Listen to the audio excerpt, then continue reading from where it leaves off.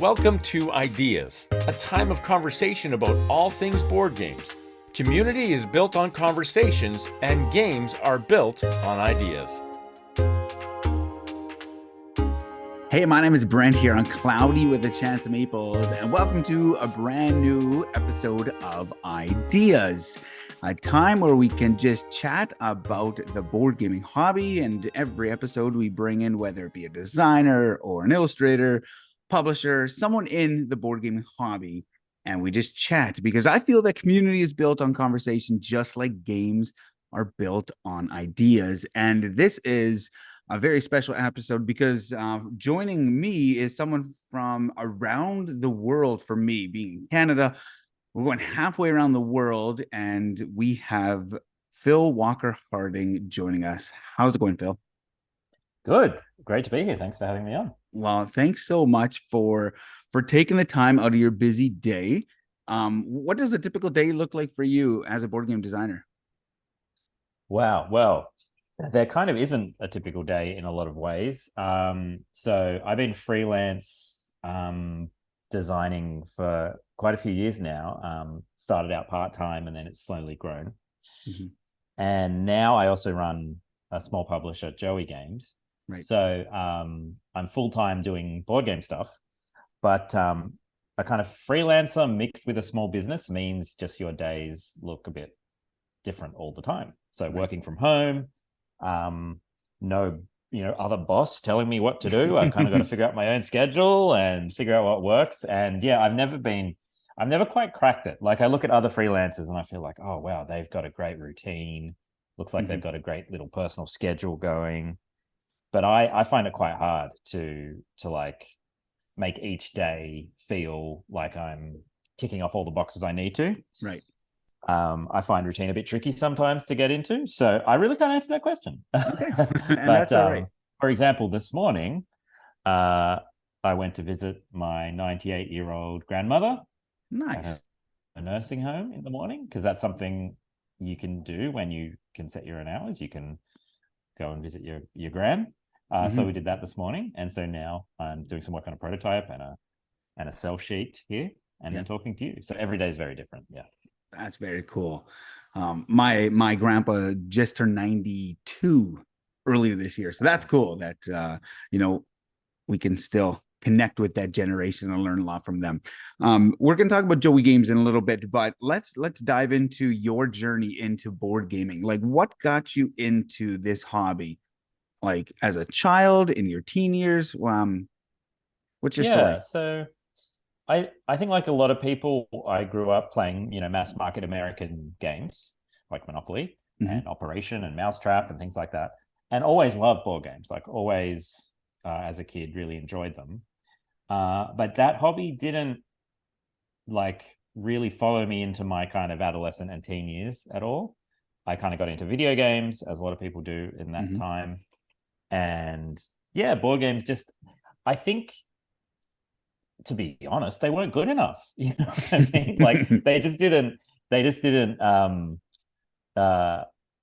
once I, turned 12, 13, 14, they just weren't the ones I had access to anyway at that time. Weren't like really setting my imagination alight.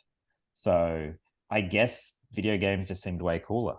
However, then sort of at university, I was introduced to Settlers of Catan, Carcassonne, and Lost Cities all at once. Wow. And straight, like instantly just was like, oh my goodness, like this is what board games can do. Like as an adult, as someone who's thinking deeply about, having fun play experiences, board games can do that. Like, and so quite quickly I got really into the hobby. And started designing really quickly as well. So did you have a favorite game? Like, let's say even in your, your college days when you first got introduced to the hobby, was there one that was like, you would play nonstop? Like that was your number one game? Well, like a lot of people, Catan was like when I first got introduced to Catan, I played that constantly for a long time. Like that was the game, that it just seemed to have everything in it, negotiation and strategy and planning and building, and that was the game. But I will say, like, Lost Cities, the Knizia card game, was another one I played heaps at the start because I was just so fascinated that it was almost just a deck of cards, yet it was doing so many new and interesting things with that component. So those two are one. I played them heaps at the start. Like a lot of people, you kind of get a bit of settlers fatigue, and I kind of stopped playing that as much. But Carcassonne I still play and really love. And yeah, I just have a lot of respect for those early German games that really changed everything. Right. So what are you playing now? Besides, you said you were doing prototyping and whatnot, and you're always working on your own games, whether it's freelance or through Joey Games. But like, what are you playing outside of those realms? Yeah, so I've gone through a pretty busy patch at the moment, so I'm not fully up to date with some of the latest stuff that's come out, but I have been enjoying Acropolis, which is a cool new tile laying game. I think that's really clever.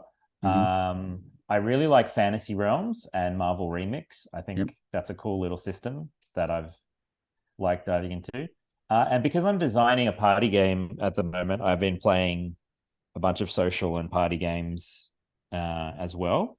And one that I just have so much respect for is A Fake Artist Goes to New York. Isn't that a Canadian game? That is that's No. Oink. That's from Oink. Yeah. Oh, so I'm thinking modern art. Oh yeah. Right, Modern that art, is Knizia that's like game? an auction. That's Knizia, yeah. Auction Okay, yeah. game.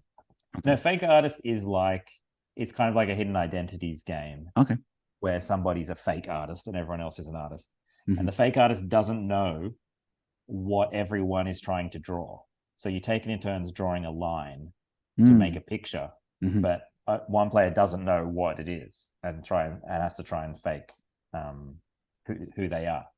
And it's so clever because it does kind of the werewolf hidden identities thing, but around such a tangible activity of like drawing a picture. So I just think it's really great. So I've been playing that a bit as well. It reminds me of Detective Club. I don't know if you played that one. That's kind of like, everybody knows. It's kind of, I guess it's kind of like Spyfall as well. Everybody knows something except one person they're trying to blend in. Yeah, and I love it when a game like this gives you an activity to do. It doesn't just say, bluff and lie. Right. Because some people find that really hard to just, tell lies about the game system. But if it's like, oh, we're going to do a game of 20 questions, or we're going to draw a picture, or we're going to pretend we're at a place and ask each other questions, it just gives you something to do. Yeah. To hang that kind of bluff on, which I think is good. So I want to talk a little bit about a small game that you designed, but has had a big success, and that is 10 years ago, Sushi Go. Right? Yes. 10-year anniversary of Sushi Go. I want to dive into that a little bit because I'll be totally honest. I was really late to the table on Sushi Go, really late to the point where I played it for the first time 3 days ago. In preparation. Yeah, well, not totally in preparation. It was like, I got to play Sushi Go because like it's Sushi Go. Like I have to play this. And I knew obviously I was chatting with you, so I wanted to play it, but a neat little drafting game. Have a good time? I did. My kids are addicted to that game. My son just goes after the sashimi. That's about it. He hasn't quite diversified his strategy, so hate drafting is very easy with him, which is fine. But yeah, some kids have this really intense gameplay style where they will go for the maximum risk, maximum reward play every time. Yeah, and he did it, and he got 6. So he was like, "Wow, that's very rare." Yeah, yeah. So he was pretty pumped, and he won. But we're not going to talk about that. But let's go back. I don't believe it. Sushi Go wasn't your first game. You didn't. You did a few before that, but it was kind of like your first one where people were like, "Oh, who is this designer, Phil Walker Harding?" Can you dive in a little bit, like the design process of that? Was it always a sushi theme? What did that look like in the beginning?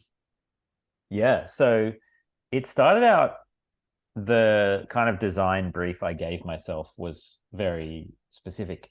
I'd been playing Seven Wonders was really popular, and I also really liked Fairy Tale, which is an older card game from Japan, and they both have the kind of pick and pass card drafting. And I just loved that. I just think it's such an inherently fun kind of mechanism. But I play with a lot of really casual gamers, and I think Seven Wonders, it's pretty easy to play, but it's really hard to teach. And often your first game of it, you don't quite know what you're doing. Right. And so I kind of thought, oh, I'd love to make a game that is pretty much just that pick and pass mechanism. And there's almost nothing else to it to really just showcase how fun that is. So that was the whole genesis of the idea. And really, really quickly, like it was probably like the second iteration of a prototype. I was like, well, what theme should this have? And the only thing I could think of that moves around a table is kind of like sushi on a sushi train conveyor belt. So straight away I was like, oh, well, that's a great theme. That clicks really well. So the theme was there from very early, but it wasn't what I started with. So is Sushi Go done? Like and maybe you can't say anything, but is Game Right doing like a 10th anniversary of this? I know obviously a few years after Sushi Go, you did the party, which obviously adds players, but it adds a whole bunch of new cards, which I'm like, I got to pick this thing up now, because I just want to have just all that variety. I don't eat sushi, but at this point, I'll enjoy sushi. But where's Sushi Go at? Is anything happening? Can you say anything if it is? So nothing's been announced, so I guess I'm not supposed to give details. But yes, there is more stuff coming in the sushi verse, which is pretty cool. So, yeah, doing. So after Sushi Go was doing okay, Game Right asked me for like another product in that line, and I thought about an expansion. I thought about a board game edition, like a bigger product. And in the end, I just kind of put them together and made Sushi Go Party, which is kind of like, it feels like a few expansions for the game, but also kind of a bigger experience as well. So, but yeah, there is more stuff in the pipeline, which hopefully will get announced sooner rather than later. Okay, well, maybe I'll have to hold off just a little bit longer before I pull the trigger and picking that up. But that's fantastic. Here, yeah, okay. If you could collab with any designer, who would it be and why? Wow. I know, that one came out of left field. I was really curious. Well, it's hard to say because sometimes I haven't done a huge amount of collaborations, but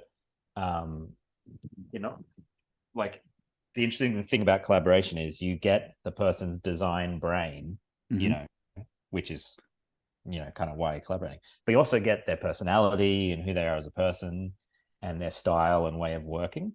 And so you can never really, well, I find you can never really tell how a collaboration is going to go until you're in it.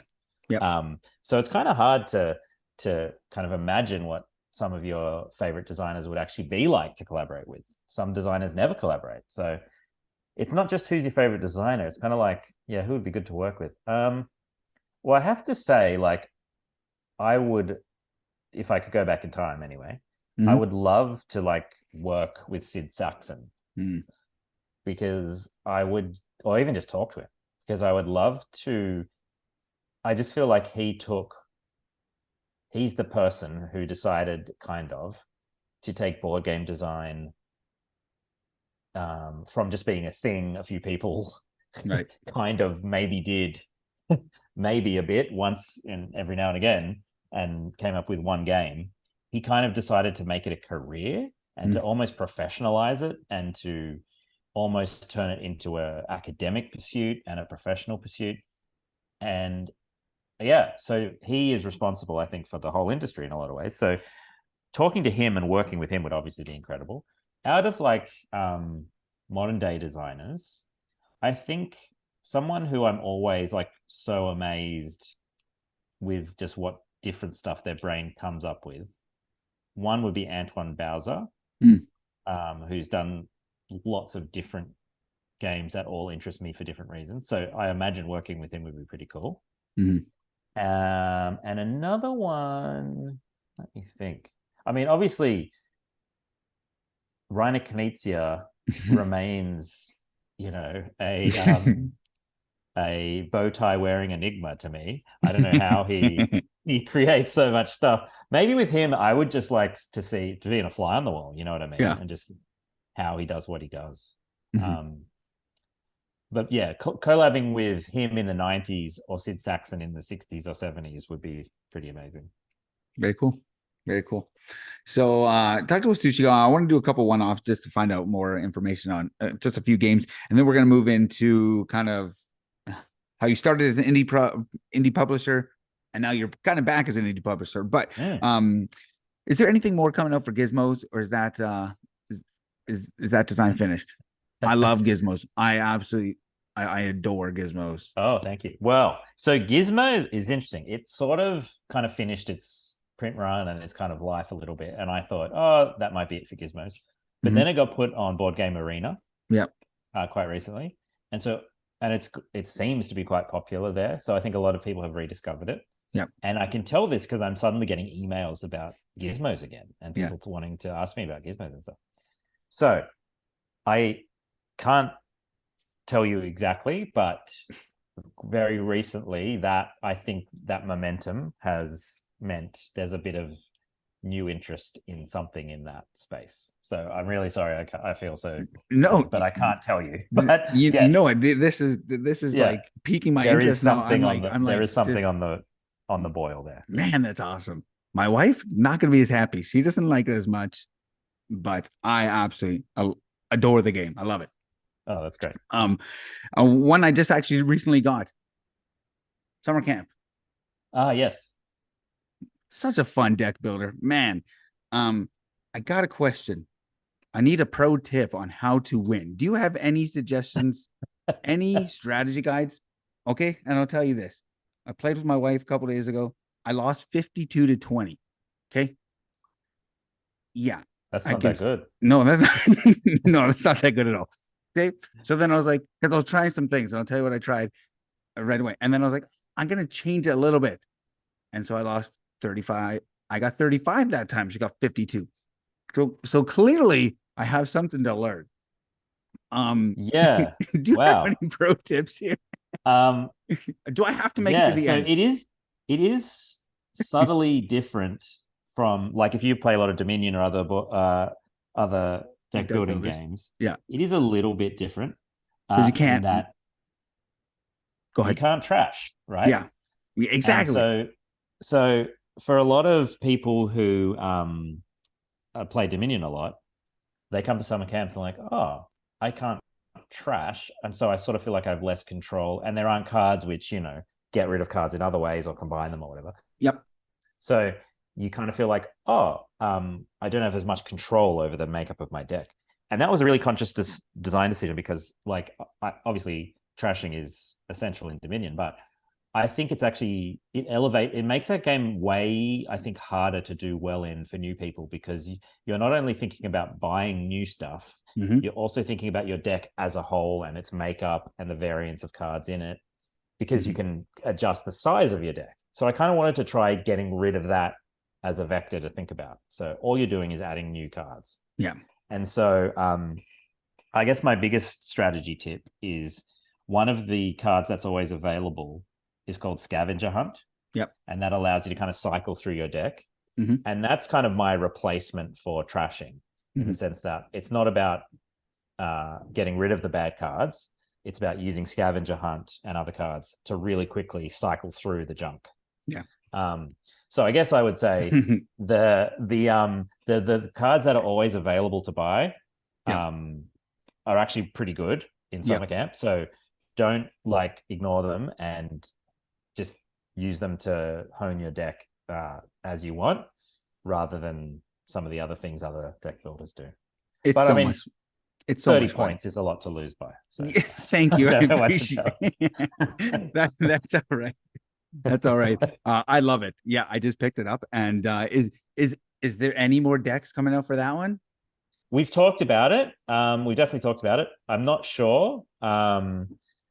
Yeah, it's still because it was a Target exclusive for a little while. Yep. It's now sort of finding its second life Yep. beyond the Target kind of time. So I think we have to wait a bit longer and see how it settles after that. It's so cool. I love it. It's just the aesthetic of it, just the memories. My wife and I met at Bible camp Oh, wow. tons of years ago, 15 years ago. Oh man, a long time ago. Let's just say that.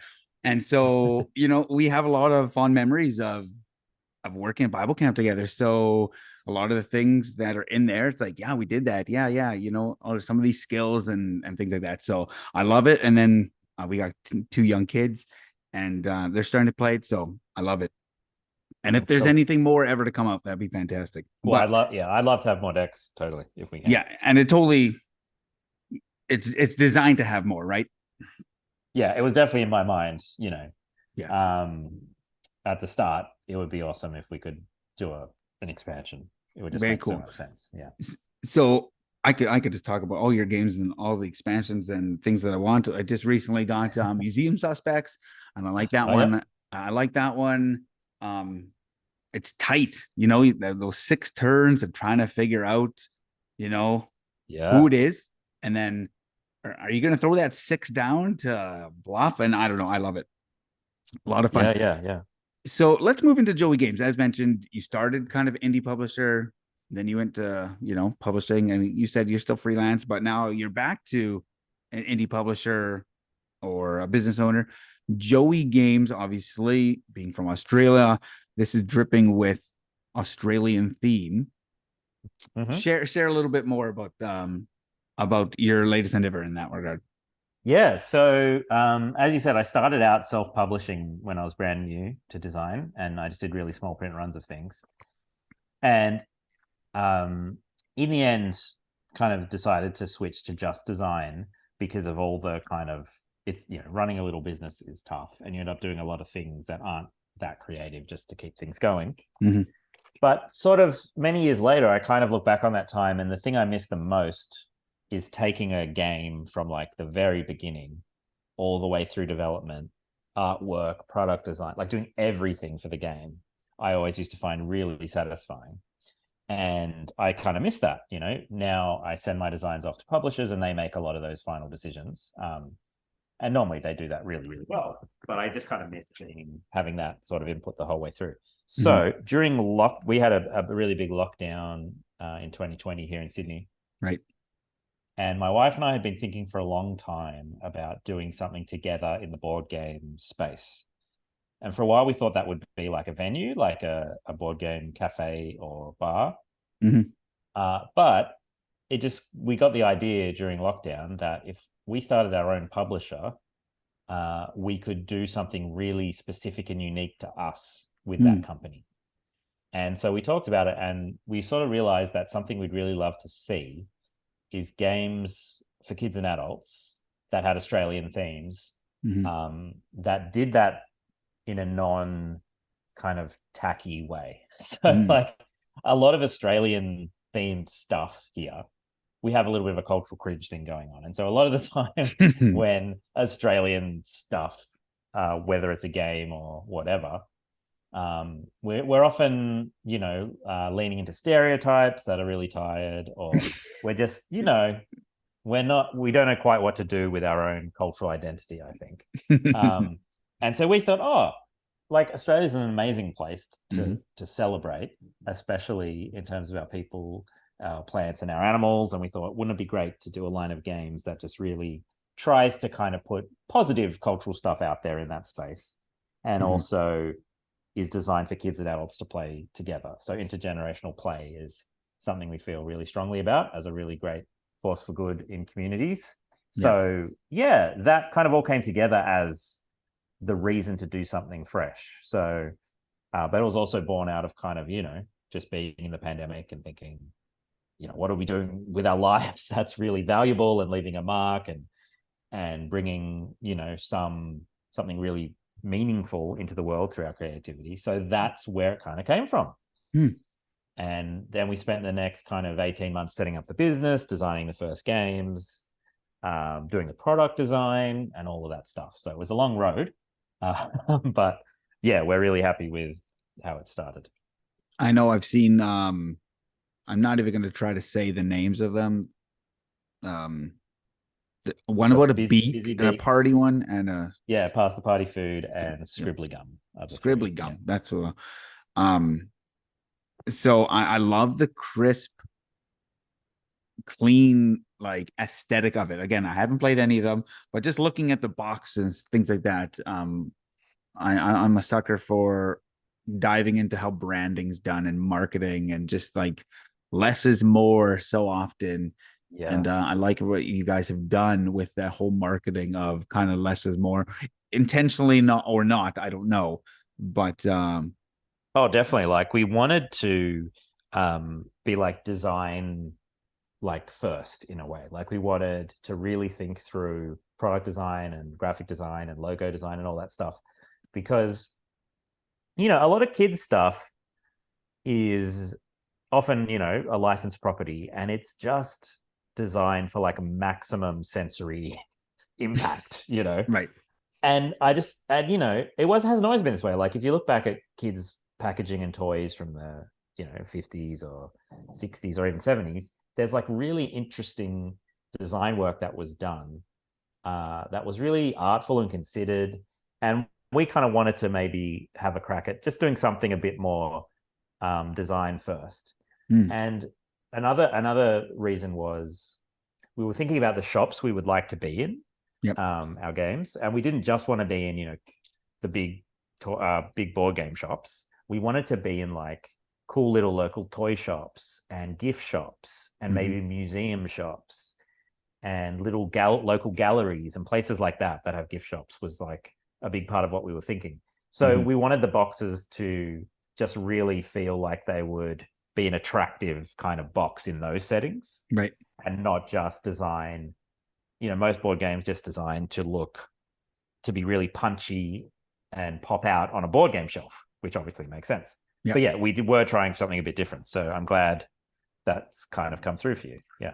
Obviously, it's come over to my side of the world, but like, what's the reception been like for you guys locally?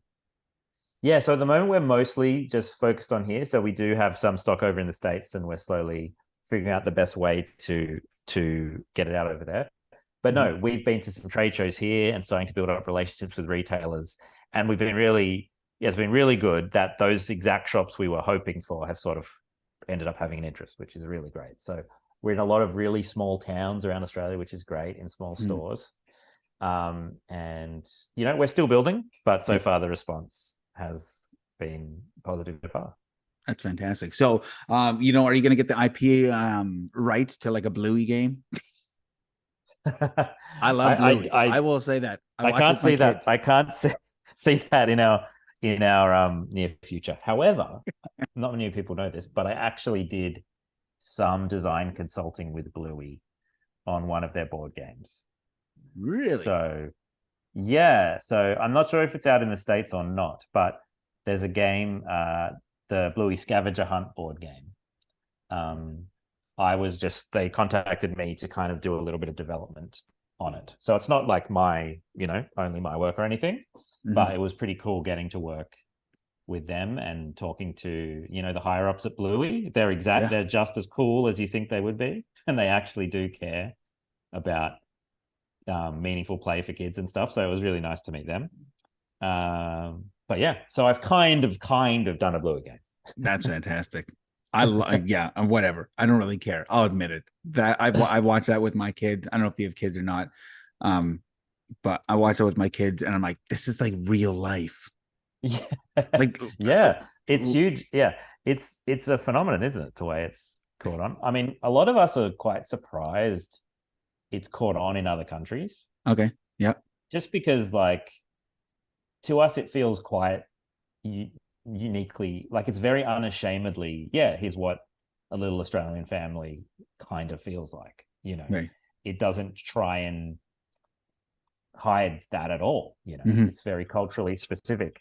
So the fact that it's done well in other places is really cool. And maybe it's because of what you said, that the authenticity of it is what people connect with. Like the episode, I don't know what it is. I can't believe we're talking about Bluey, but that's fine. I love it. Where he goes to like the recycling and he's throwing all Bluey's pictures away that she drew, and she's like, I made those for you.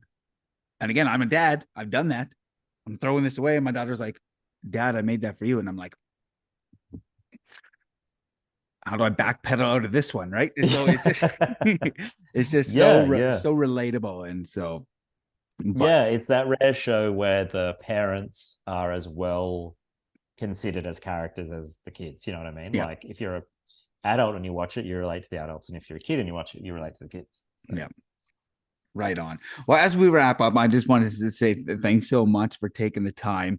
And we talked a little bit about like, your prototyping and you're working on a party game. Is there anything and we talked a little bit about, maybe more Gizmos and maybe more Sushi Go and stuff. Is there anything you can say that has been announced that is coming out for some of your design work? Well, my most recent thing, which is only just out, is Monolith, right, from Simon, which is like a 3D block building game. Yep. So if you're into 3D puzzles, definitely check Monolith out. That's kind of my latest thing that's come out. I have 2 games coming out at Gen Con. Okay. And I'll be there. Right on. For the first time ever. I've never been to Gen Con before, so that's exciting. Neither have so I. They haven't been announced yet, but that'll Gen Con will be a bit of a big deal. So that's why I'm flying over, because I'll have a couple things coming out. So right on. Well, I'm sure people will be ecstatic to see your work and what you're continuing to create down the line, whether it be like freelance or with you and your wife doing Joey Games. And so if someone wants to see more of your work or just Joey Games or anything, where can they find that? Yeah, so joeygames.com.au is where you can find out about Joey Games, and you can order games right now. Australia and US borders are open at the moment. Right on. And then if you want to find a bit more about me, philwalkerharding.com is my personal website, and I have little designer notes for all of my games on there if you want to kind of have a look through my different games I've done. Right on. Well, thanks so much for taking the time once again. And I firmly believe that community is built on conversation and games are built on ideas. And I thank you for sharing, how some of your games have come to be and some of the thought process, because I find that so fascinating on how ideas come out and they turn into Sushi Goes that have been played by millions of people worldwide. And so, yes, if you want to find out more about Phil, I'll put links to the description to his website and Joey Games in the description of this video. And of course, Cloudy Chance of Meeples, we're on Facebook. And until next time, remember, grab your umbrella. The forecast is cloudy with the Chance of Meeples. Thanks for watching. Don't forget to like and subscribe, and remember to grab your umbrella because the forecast is cloudy with a chance of meeples.